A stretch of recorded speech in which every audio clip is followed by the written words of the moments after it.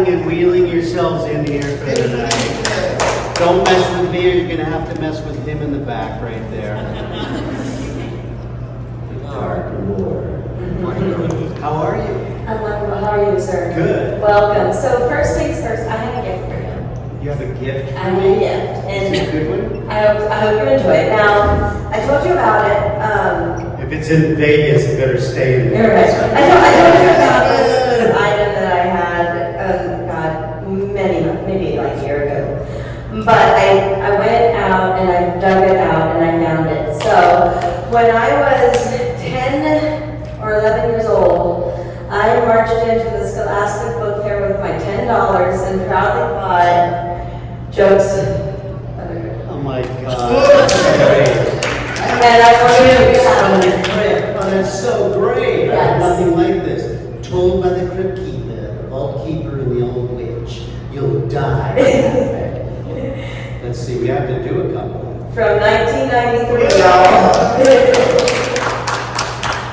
Let's see. Greetings and salutations, boils and ghouls. It's nice to have you in our clutches again, because we have something to tell you, something very important.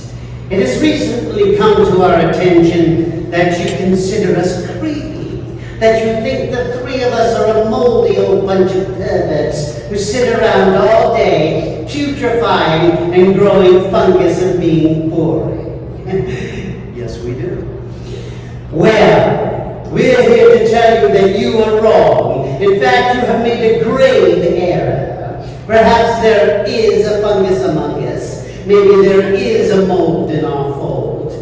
And perhaps we are odoriferous and ugly. But boring? Never.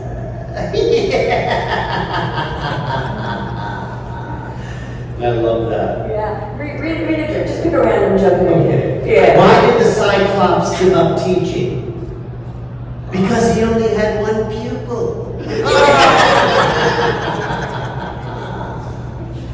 What do you call a mortician's place of business? A box office. Let's see. I just had a wart removed from my nose. Have a scar? No, thank you, I don't smoke. That's bad. The crypt keeper couldn't make that one work. Let's see.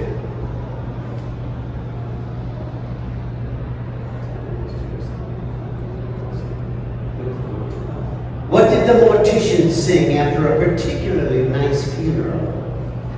Oh, what a beautiful morning.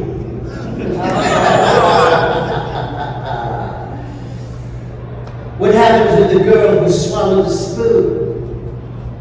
Ooh, she didn't stir.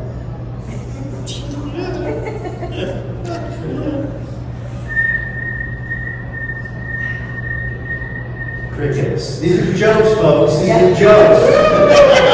They're jokes for a fourth grader, though. What did the missionaries give the cannibals?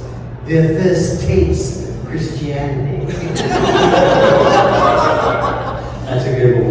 We'll finish on that one. Thank you. That's amazing. I hope you enjoy it. I will. That's your question. I will. It's amazing because I got to. Thank you. Don't hold back. It's amazing because I pretty much got to meet each and every one of you this weekend. I always love that when we're at one of these conventions and it's just not all transient faces, that we actually get to hang out a little bit. Got to talk to everybody, and it was a lot of fun for me. A lot of people don't know this about me, but I'm a huge horror fan as a kid, and I collected tales from the crypt comic books. I probably had a number of pre-code comics that my mother unwittingly gave away to some kid down the street, not knowing that she gave away my college education. Did you have any particular favorite story from the comics? There was this one that was about, and I don't think we never did it as an episode. I couldn't tell you what the name of the episode was. I just remember that it had a see-through casket where the guy could see out, and he was he was alive and nobody knew that. Everybody thought he was dead because he was, you know, in some kind of suspended thing. And I remember that really darkly, you know, over the years. But I used to love Alfred Hitchcock Presents. That was such a good show because he was kind of like a crypt keeper, wasn't he? You know, he was always telling back was the whole deal. You know, the crypt keeper was, you know. Our favorite hosts. Yes. You know, I was honored at a number of years ago at the Cincinnati Horror Hound. They have the Horror Host Hall of Fame there in Cincinnati. I didn't even know it existed, and they surprised me by inducting me into the Horror Host Hall of Fame. It was completely unexpected and so totally cool. You know, I got to meet all the, you know, Dr. Creepy and all these people who were nationally known and locally known horror hosts from all over the United States and the world. They were all there to, you know, induct me into their club. That's amazing. Did they have Sven Gooley there? They did have Sven Gooley there. Yes, yes, one of my favorites for sure. For sure, yeah. I live in Chicago, so Yeah. it's part of my weekly dealing. Yeah. Since I live there. Excellent. Yes. Okay, so I could talk to you about everything for forever, but I want to give them a chance right now. Do we have any audience questions? Yes. Yeah. When the Stephen King film known as Creep Show came out and he made his own horror movie comic or whatever, what did you think about that, especially when they finally made a Creep Show series and some comic books and all that stuff later on? You know, I loved it all because, I mean, that came actually even before I got to play the Crypt Keeper, you know, obviously. I mean, there was more new stuff in Creep Show. Obviously, they've tried to make more and more new stuff that's in the main vein of Tales from the Crypt. But you know, for me as a horror fan, the more the merrier. But I loved it. But there's, you know, the one thing about Tales from the Crypt, I always wondered what it was about Tales from the Crypt that I loved more than anything. It just had its own identity that was different. You know, the comic book, of course, had the Crypt Keeper, the Old Witch, and the Vault Keeper, which I loved as a kid. It kind of tied you in because those were characters that let you know that this was supposed to be fun. And it's not just supposed to be scary or creepy or whatever. Excuse me. So many of the different horror anthologies or anthology shows don't have that identity to them that this one had. And then when we made the TV series, they were so hell-bent on wanting to make the Crypt Keeper fun, you know, and obviously getting Kevin Yeager, who had made Chucky, to come in and make the puppet was, you know, that was the first great thing that happened in terms of the Crypt Keeper being the identity of our series. And Kevin looked for a long time for the voice. They gave him the job of also trying to find a voice that matched for his puppet. And so I was doing another series on HBO called First and 10, where I played a Bulgarian field goal kicker, you know, so they knew that I did voices and characters and that kind of stuff in my stand-up. And so they brought me in to meet with Kevin, and I started doing what you know now as the Crypt Keeper's voice for him, and he was like, I could see he was like, sitting there and been listening for days, and he saw that and he was like, because he was recording, he's like, you know, and he starts laughing and I start laughing. I'm like, great, the Crypt Keeper laughs at his own jokes, you know, and that's where I think maybe because I had read the comic books as a kid, you know, I understood that it was supposed to be fun and funny. I think a lot of the other people were coming in and trying to make him like scary and creepy and. You understood he was amused with himself. Yeah, he's creepy because he's amusing himself over death and that kind of stuff, and that's the fun thing about it. So I think that, you know, to answer your question directly, I mean, like I said, the more the merrier when it comes to horror. I love it if it's successful and it's good. But I think that Tales from the Crypt is unmatched just in the fact that it has its own identity with the Crypt Keeper and based on those comic books. I mean, you pick up one of those comic books and you look through the comic books, it looks like a storyboard for a movie, you know? In fact, we used on the series, we used some of the comic book stories all those episodes except the Three Pigs, which was the last episode, were all based on one of the comic stories from the EC Comics, whether it was Tales from the Crypt, Two-Fisted Tales, Tales from the Vault, all these different comic books that were EC Comics. And we actually used some of the frames of the comics as storyboard to set up the look of each scene, which was kind of cool. Do you know why they ended the show with a cartoon that wasn't part of the comics either? Oh, I don't know. I guess I just wanted to try something fun. They had come in and they wanted to do a fairy tale. They wanted to, now that they were doing like Tales from the Crypt cartoon and they were doing all kinds of fun stuff, we thought it would be fun, since the Crypt Keeper was a storyteller, to do some kind of fairy tale. And they had thought, I think at first they had thought of doing like Little Red Riding Hood or one of these was going to be one of the episodes. And then they got Bill Kopp, who I had worked with many times on Eat the Cat and Terrible Thunder Lizards and some really cool cartoons over the years. And Bill said, they were like, Little Red Riding Hood's just not working out like the way we thought it would be, in terms of the story. That would be fun. And he goes, well, what about the Three Pigs? We get some good voice actors in here, we'll do it, and they go, well, who should be the narrator? He goes, what are you talking about? I got the Crypt Keeper, he's the best narrator you could have. So that's how that came to become done. The last season wasn't originally, 7th season wasn't originally supposed to be there.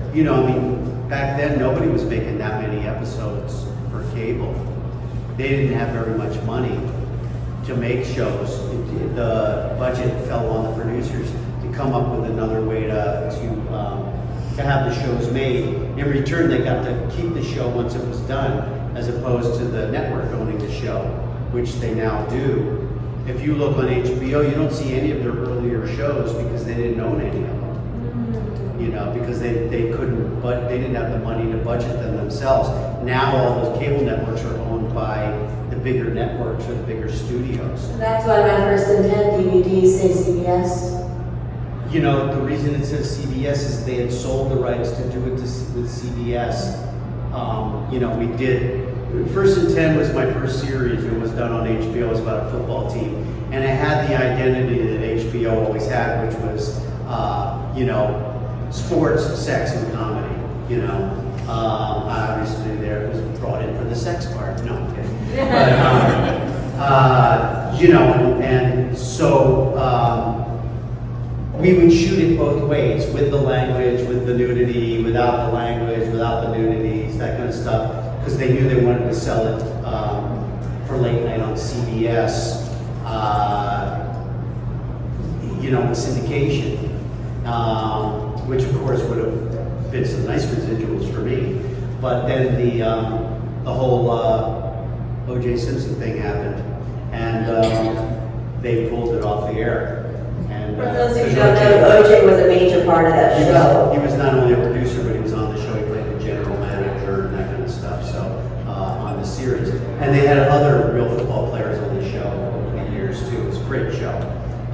Don Gibb, who we all know from Revenge of the Nerds, was on the show. He played the linebacker. Go on, top grab. Let's go out and go to a party. But it was a fun show to do. But that's why the DVDs, which at that point had been licensed to CBS for late night, that's probably they trying to get some of their money back by selling them on DVDs. Do you know where they put laugh tracks on it? They added that. Yeah. Why? I do not know. It doesn't work. It's stupid. It really sounds bad. You're preaching to the choir. And I saw The show was originally a one camera it was film. a comedy, but it wasn't a sitcom. It had serious scenes where Yeah. guys were, Yeah. were addicted to steroids trying to stay, in the game of football and stuff like that, and got killed, and I mean that kind of stuff. I obviously, again, I was part of the comic relief, had the craziest storylines, but I loved your fiance. oh my God, yeah, played by Valerie Landsberg, played my transsexual wife. She goes, just so you know, Zagreb, I used to be a man. He goes, that's okay, I used to be communist. But some really bizarre stuff. Time to dance in the Venice. Yeah, I thought it was having a fever dream. I had no idea that I you watched saw- this once at First and 10, first of all. I own it. I watch it. But I saw it first run. It was close to being first run. No, It's on Tubi. when I was a child with my grandmother. Oh, you saw it. Yeah, me. When I was a child with my grandmother, and It's on Tubi now, you can watch I it. don't listen to it, but But just to finish one thought before we go on, was that when they edited them for regular television, I think they thought they had need to pace it up or whatever, and so for part of play it more for the fun, and so some of the episodes they added a laugh track to it. It was like, oh my God, this is not what we did. no, and it's not the field. And I was like, 'cause I was young when I saw it for the first time, and I'm like, and then 20 years later, I was like, was this there before? No. I don't think it was. But You're not imagining it. my 10-year-old brain maybe Your was years, wrong. your years of drugs were not playing tricks Oh on my you. God. Thank God. Yeah. I'm like, Okay, this darling. You'll be I next. officially. Go ahead. I didn't know who you were pointing at. I'm a huge fan of the Crypt Keeper. Thank you. Your voice is the voice of what I remember from my childhood. I love Bordello of Blood. I love Demon Knight. Demon Knight. Thank you. Is the Crypt Keeper animatronic or puppet? He was both. He was both an animatronic and a puppet. That's a great question. There's a style of puppetry in the Japanese theater, the kabuki theater, called buraku. And if you've seen it, it's like the guys are in a black shroud and they're moving like almost a full-size puppet across the stage like this. Like one of them's moving the arms, the other one's moving the head. And the guys, even though there's people in these shrouds behind them, you don't notice them. You watch the puppet. That's the style of puppetry that they were using for the Crypt Keeper. One person, Van Snowden, worked the head back and forth and also worked the right hand. And then another actor, puppeteer, moved the left hand, so they would do the hands together like this and coordinate it. It took 3 guys to do the animatronic face. One actor, puppeteer named Brock Winkless was his name. He's no longer with us. Nor is Van Snowden. Sadly, they both died pretty young, but had really, really great careers. I mean, they did some of the small dinosaurs in Jurassic Park, the puppet versions of them, and that kind of stuff. They're really amazing puppeteers. But his job was to do the mouth, and he had a headgear. And when he would move the headgear on his head, it would move the Crypt Keeper's mouth up and down. But then he had this other thing with toggle switches to move this part of the mouth. So it'd be like, hello, creeps, how are you? The kind of thing. And then somebody else had to make the face and the eyes and the tongue move on the face. But to have that many different puppeteers all coordinating to make the one character come to life was amazing. That's how good they were.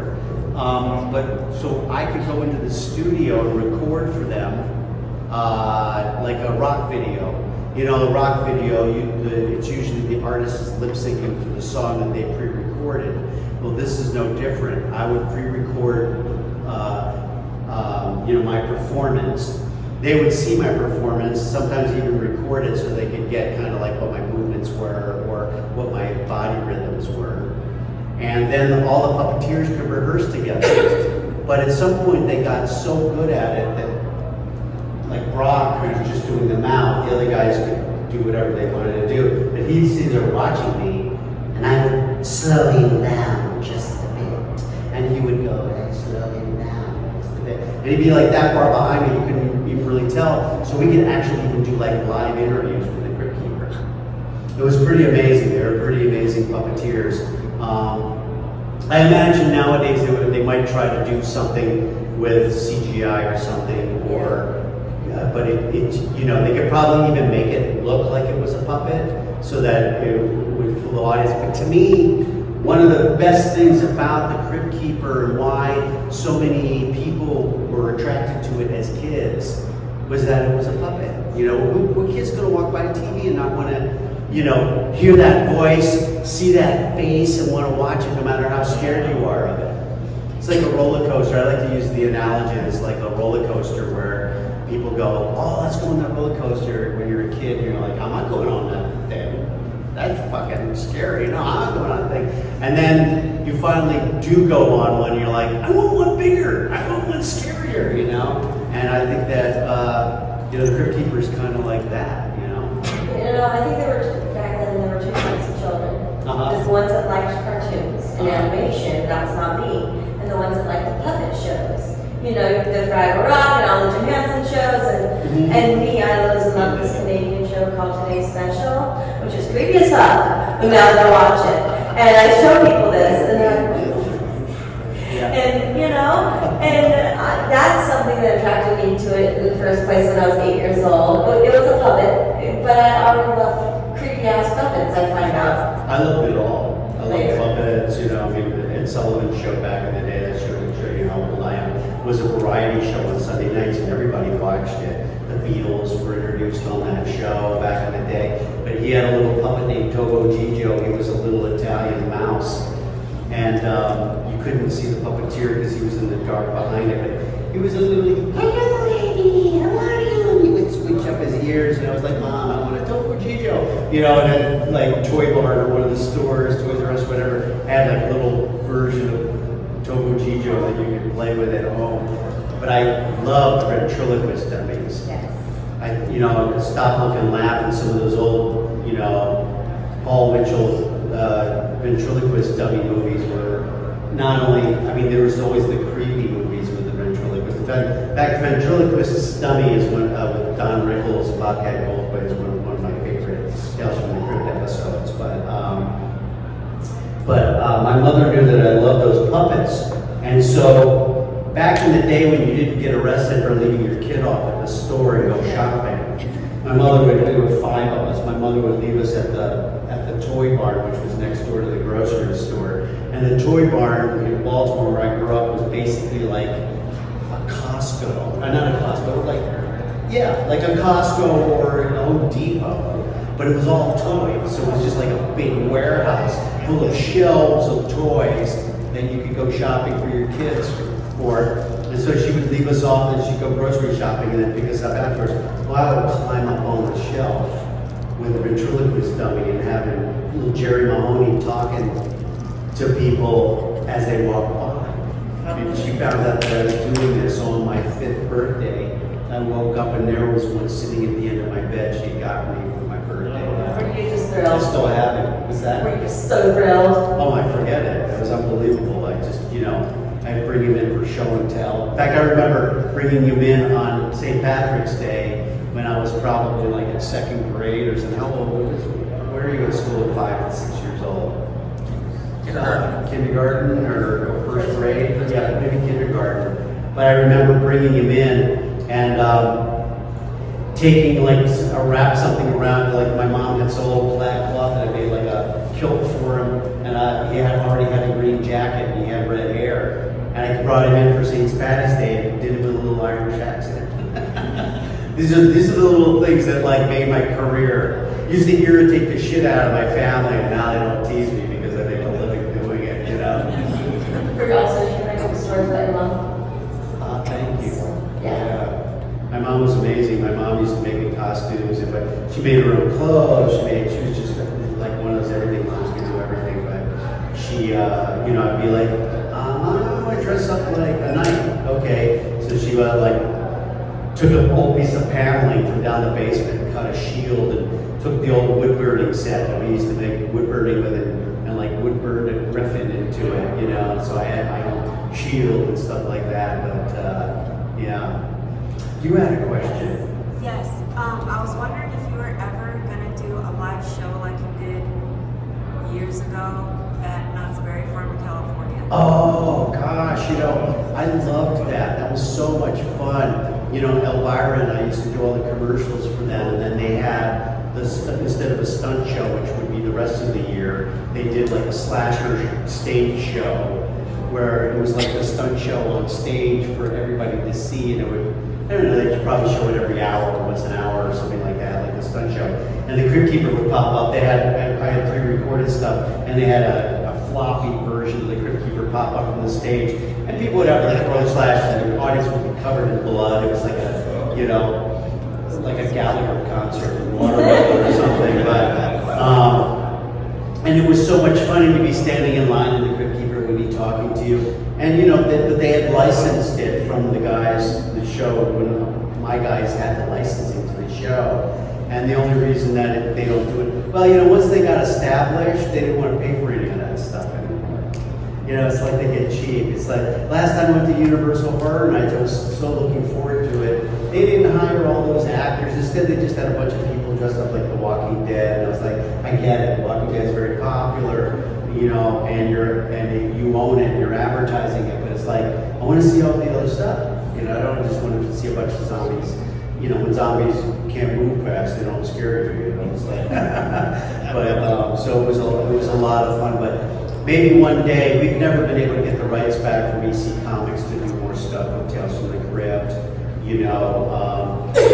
As I was telling somebody this morning, after 30 years, when you're doing a show, the producers that produced the show, the guy who used to do all the merchandising for us is no longer with us. I was young when I started doing the show. They were old. But, obviously they did some really cool stuff over the years, but it's a shame we don't have the opportunity to make more stuff. Maybe one day, I don't know, I just keep praying, most of us, and this happens all the time in our business, by the way, a franchise winds up in somebody else's hands, and they wanted to do another version of Tales from the Crypt, but they didn't have access to the puppet that we had, because that belonged to my producers. But they couldn't do anything new with the puppet because they didn't have the rights to Tales from the Crypt anymore, so it was kind of a catch-22 situation.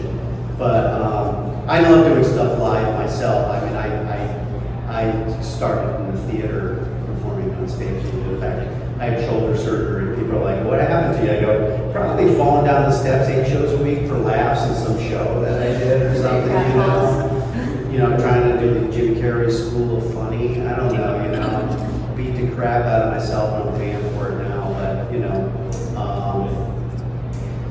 it's like Kane Hodder, who obviously was a stunt guy on top of an actor, how he beat himself up. Well, the funny guys beat themselves up pretty much the same way, doing a lot of stuff like that too.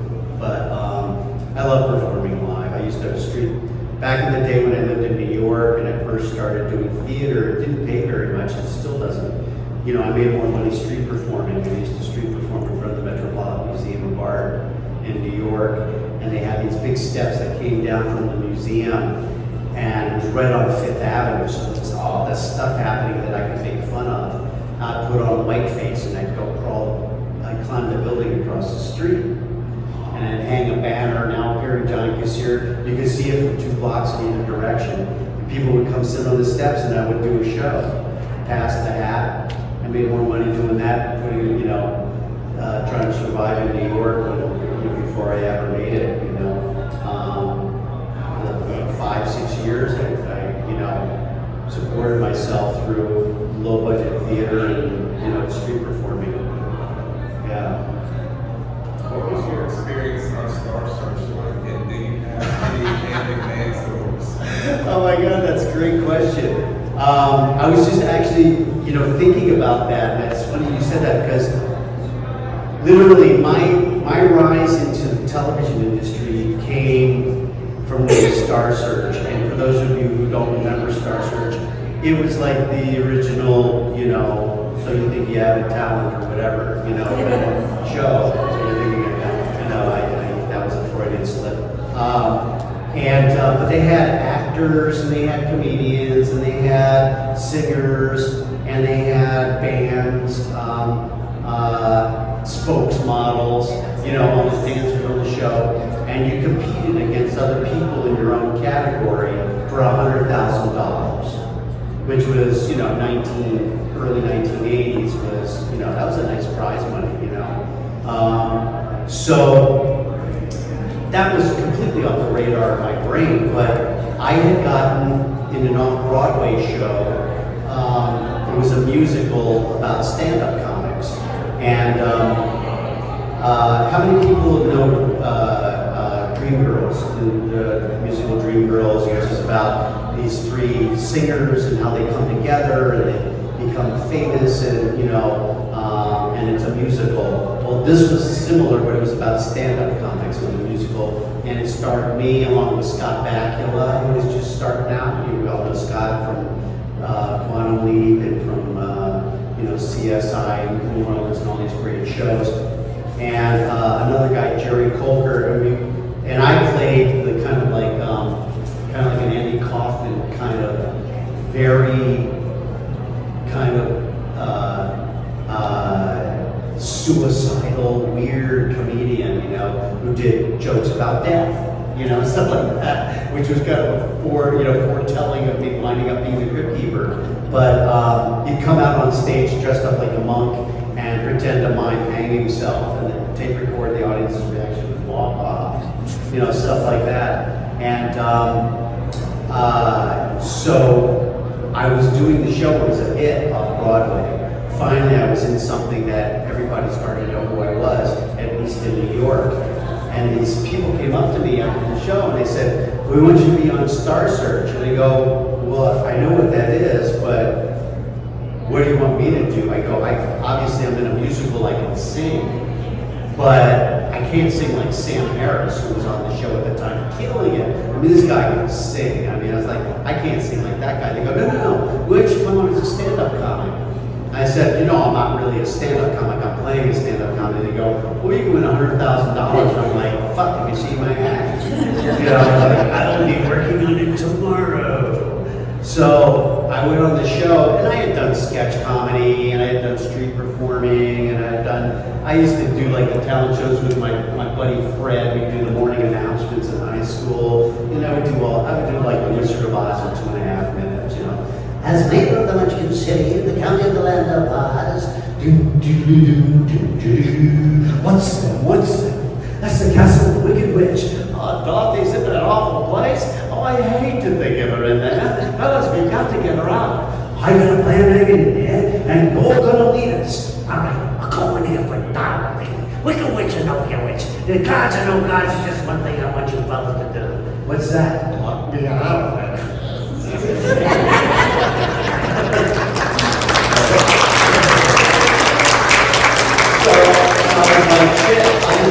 They said you have to do 2.5 minutes. I go, shit, I'll just go on and I'll do like the Wizard of Oz bit. And then if I win, I'll come up with something else. I had to keep coming up with stuff. And so I kept winning.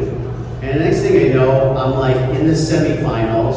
I'm going up this comedian that had been playing the clubs for a number of years, but nobody knew who she was yet, named Rosie O'Donnell.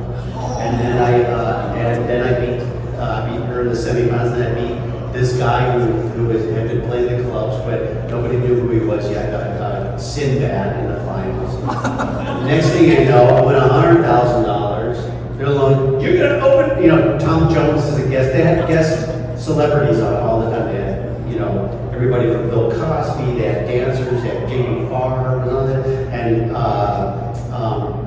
they had Tom Jones on it. Tom Jones was like, oh, I love that comedian. He's going to open for me in Vegas.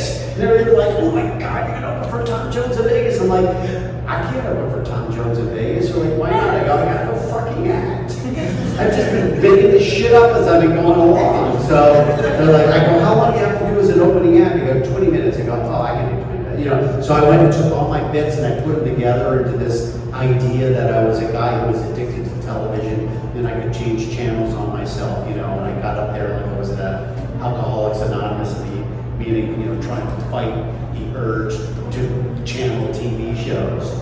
And, you know, I wound up opening for the Temptations and the Four Tops on their TNT tour at Lou Rawls. I mean, like for 5,000 people, you know, because I came from the theater, it didn't unnerve me to get up and do, you know, work in front of a huge audience. It was actually harder to play in the comedy clubs where like people are like heckling you and shit and drunk, you know. It's kind of like they're a captive audience and you're captive on stage.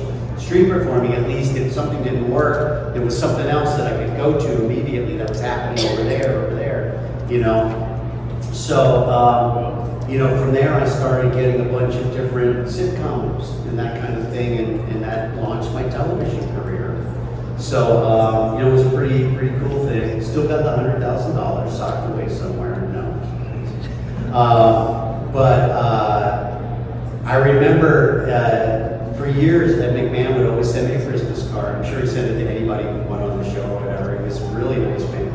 But it was really funny. I tell this story about how, you know, like I'll take photos with people. When you guys buy a photo or something, you do the whole photo op, and I take a picture with you. You notice I do the keeper laugh next to you. So you're like, you know, whatever, to make you react. Ed McMahon used to tickle you when you took a picture with him. You'd be standing there, just before they take the picture, he'd tickle you, and you'd be like, I guess because he just got tired of seeing photos of people like being serious or not having a good time or whatever. So that was his thing, tickle you, you know. Oh my God, he was such a great guy and an adorable guy. You know, and you know, I mean, Johnny Carson used to tease him about, you know, his drinking. You know, and I mean, I never saw him like drunk, but he always had a glass of wine backstage, man. They'd hear the cork pop in his dressing room. They go, "Time to start the show." I went down an Ed McMahon rabbit hole once. Did you really? Last year. For what? Well, you know, there's a thing online that Ed McMahon, the Mandela effect, never worked for a publisher's clearinghouse and blah, blah, blah, right? But I remember him saying it in an interview with Tom Green like 20 years ago, so I was on to find it, and I found this other interview. I did find it, by the way. He did say it.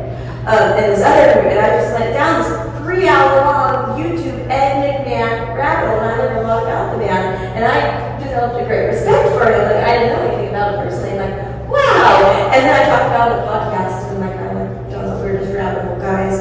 You're never going to believe it. You know, when we took Three Guys Naked, which was the name of the musical that I did, Three Guys Naked from the waist down, people were like, was it a gay review in the village? She was like, no, it's a metaphor for how you felt in front of the audience when you're bombing. So that was the name of that musical about stand-up comics called Three Guys Naked from the waist down. And when we were redoing it, and it was going to be done in LA, they asked me, because they go on the Tonight Show, in the play, they go on the Tonight Show, that's what breaks open their careers. And they go, can you get Ed McMahon to do the intro? Like, coming up, the Three Guys, you know, and I go, I'll ask him. And I asked him, and he showed up in the sound studio and put it down for me for free. It was like the nicest thing. What a nice man. I'm glad you asked me about him, because I rarely get the time to think about him. He lived in the Marina Del Rey, and had like the penthouse top of one of those circular buildings overlooking the water and that kind of thing. He'd always send it, like I said, I always get a Christmas card standing in his yacht with his wife and his kids, whatever. I saw another question over here somewhere. Yes. Tyler. Is that right? Yes. I try to remember everybody's name. Sorry if I don't, but when I get to write them down, sometimes I remember. So what would have been your favorite, like, special guest or crossover episode, or On Tales from the Crypt? yeah, from Tales from the Crypt, and did you expect for this to become the classic that it is today? You know, obviously it was it was a classic in the comic book world already. Right. You know, from the 50s and 60s. And because it was on HBO, and I had already been doing a show on HBO, which I thought nobody saw. Although there were people who saw it, so much less than if you were on a network show, that I didn't think people would see it. But about the time that Tales from the Crypt came on, and because Tales from the Crypt was popular, it helped bring a lot more people to HBO, and then of course it was re-shown on Fox TV and in other places, and then sold as DVDs, et cetera, et cetera. So for that reason, I only thought it would be for like kids like me that had grown up on Tales from the Crypt. I didn't think that it was going to be something that would have lasted 30 years where kids were like, this is my gateway drug to horror. Which is just, it makes sense. Like we were talking about the puppet and the whole thing. It just makes sense. It's so accessible to, a kid's sense of humor and their wonderment and everything else. And we had some of the best stars on that show. I would come down to the set if any of the wraparounds that we were shooting with the Crypt Keeper had somebody there, whether it was, Whoopi sitting at the table, on the talk show with the Crypt Keeper, or Arnold, trying to pump up the Crypt Keeper. So I would be off camera so that he didn't have to play to a recording. And so I got to meet all those people. I mean, obviously as an actor, I was getting to work with all these different people anyway. But some of those people were like big stars, and to get to meet them and hang out with them on the set, that kind of thing was cool. But the one actor that blew my mind was Tim Curry, playing, in Death of Some Salesman, playing Winona and the mother and the father, who pulled a scam on Ed Begley Jr. Thank you. And so brilliantly. And he was nominated for an Emmy for that performance. And rarely did any cable series or actor performance on cable, just because it wasn't seen as much, get that kind of nomination for Emmys and that kind of thing. So that may be one of my favorite, if not my favorite, performance on Tales from the Crypt. Obviously, great performances by people like William Sadler, who not only was great in Demon Knight, but in our first episode, The Man Who Was Deaf, where he plays the executioner in the prison. And then, of course, we had Malcolm, I think he might have done more than one. The Reluctant Vampire. See the Reluctant Vampire? Yeah. Gosh, just so many good ones. What's really weird is that 7th season, we were only supposed to do the 6th season. I didn't finish that thought before, but we were only supposed to do 6 seasons. And that Oils Well That Ends Well that I started was supposed to be the last episode. But I don't know where that wound up being shown. It may not have even been one of the other seasons, but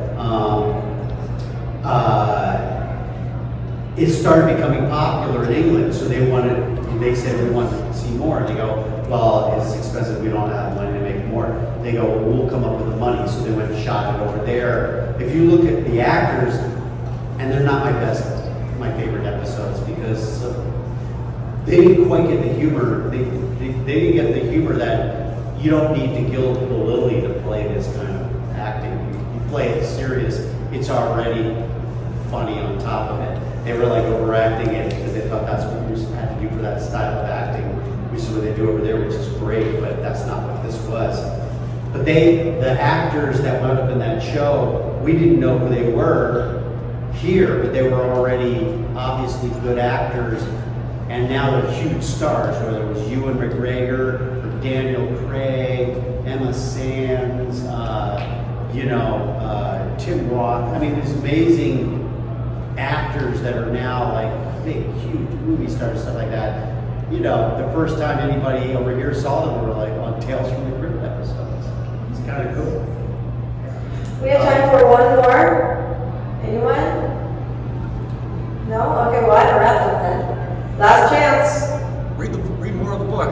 Wait, I saw a question in the back. Young lady, just raise her hand. What's your favorite horror movie right now? My favorite horror movie right now? Oh gosh, that's tough because I'm a real purist. I love the really fucked up ones, like like The Exorcist, where they feel like you went to church and now you're going to hell, kind of thing. Those ones really were very visceral. Rosemary's Baby and Exorcist and Omen. And those were the really scary ones to me. I like slasher films, but they were never really my bag. In terms of that. Gosh, it's a hard question now because some of them are hysterically funny. You know, whether it's, you know, Fridays at Freddy's and, you know, or, you know, Art the Clown. I mean, it's so creepy, but it's just gross, you know. I mean, it's creepy and I like watching it. You can't not watch it if you're into horror. But it's still, again, not my favorite stuff. Gosh, now, you know, the Scream movies are fun because they make fun of horror movies, which is, they're always fun. Do you have a favorite, like, era? 80s, 70s, 60s? You know, what's interesting about the different eras is that they also were trying to make fun of, like, what was going on politically. Yeah. Like all, you know, back in the days where we were all fighting about, like, you know, atomic bombs and stuff, they were doing stuff like The Blob and Attack of the 50-Foot Woman and, you know, that kind of sci-fi stuff. And then, of course, Women's Lib is coming, you know, the next thing you know, Jamie Lee Curtis is doing Women's Wives, you know, in a horror movie, and the women's, you know, women power and that kind of thing, which is kind of cool. I mean, what would be really, it would be fun to kind of see a, you know, a political horror movie now. That would be fun. You know what would be really fun to see is a horror movie like Housewives of Beverly Hills. You know, called like Dead Housewives of Beverly Hills. You know, and they're all being killed by their plastic surgeons and shit. You know, and I'm sure they'd be into it too. You know? That would be so funny.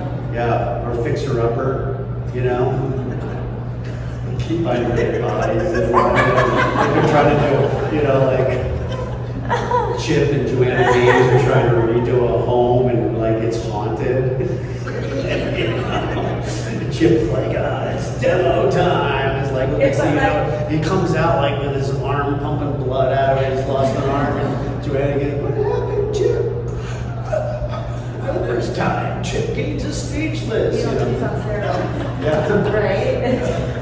Amazing. I'm sorry I don't have an answer for that because it's just so hard to think of like ones that have like really crushed it recently where I'm like, you know, I mean, even the Roger Corman stuff is classic. You know, I watched that as a kid. I mean, the Universal horror monster movies were my favorite as a kid. Anything with a theremin, you know? But, you know, the Roger Corman stuff, especially with Vincent Price, whether it was, you know, House of Wax or, you know, The Tingler, Mask of the Red Death, yeah. Do you have a favorite remake of an old classic? Oh gosh.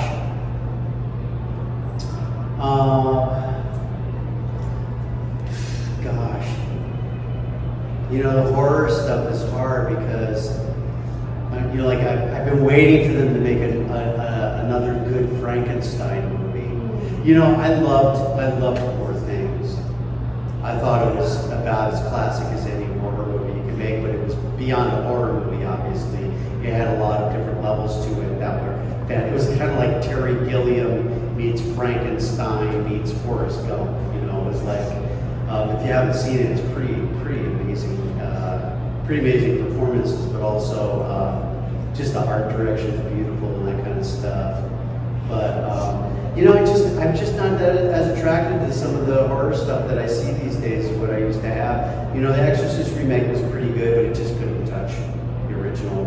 You know, I love the fact that horror movies continue to use practical effects because those hold up. I mean, how many times have you watched a movie and you're like, oh my God, look at the effects of this, and then two years later you look at another movie and you go back and see that other movie and the effects look like they were hand drawn on the screen compared to what they are now. The practical effects always hold up. I mean, you can go see Night of the Living Dead, and there's a little girl with a trowel, and just the sound effect of her stabbing. They probably went to the butcher and got like guts from, you know, from cattle or something, and they're walking around like rage, you know, whatever. And that's as visceral as anything that you're gonna get, you know. I know I'm a hard audience when it comes to horror because of that, but you know. Shit, it's weird what's popular now. But I love that it appeals to younger kids, and people are letting their kids go see it. You know, so Yes. that's fun stuff. I mean, I love stuff like Goosebumps. You know, Goosebumps is great because it's kind of timeless. You know, I got to do some spooky character voiceover stuff for the Goosebumps movies and that kind of thing. I love, you know, the Ghostbusters stuff is fun. Again, because it was so new and so different when the first one came out, there's no way you're going to ever have that feeling again from one of the new ones. But I got to do like the little mini marshmallow guys in the last one. I didn't work on this new one, but I did a lot of the subway ghosts and stuff in the female cast one, which was kind of fun and cool. I'm always looking for that kind of thing to work on too. You know, whether you get to do, you know, Hellraiser movies and stuff like that are kind of fun. Yeah. Read us some stories. Let's see a couple of Close out jokes. with that. Why did the mortician leave a pail on the sidewalk? So nobody would kick the bucket. What has 4 legs and flies? A dead dog. Oh, that doesn't make me laugh.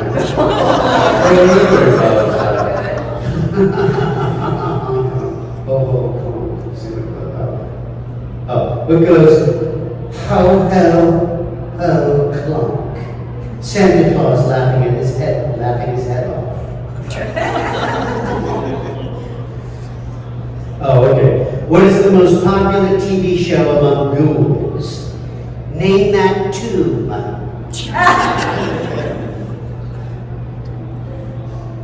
Why was George Washington buried at Mount Vernon? Because he was dead. Okay.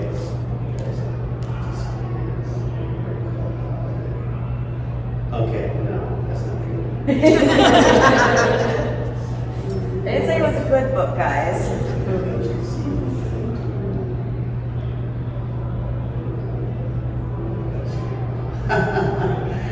It's kind of funny. Did you hear about the runner who wore white so that cars could see him at night? He was run over by a snowplow. That's a Jeremy Renner joke, actually.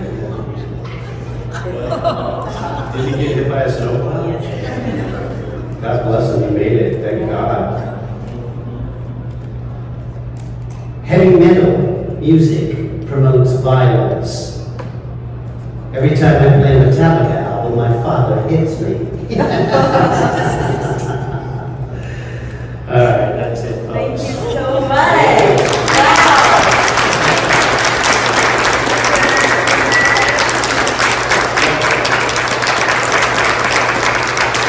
Thank you guys so much for showing up on a Sunday.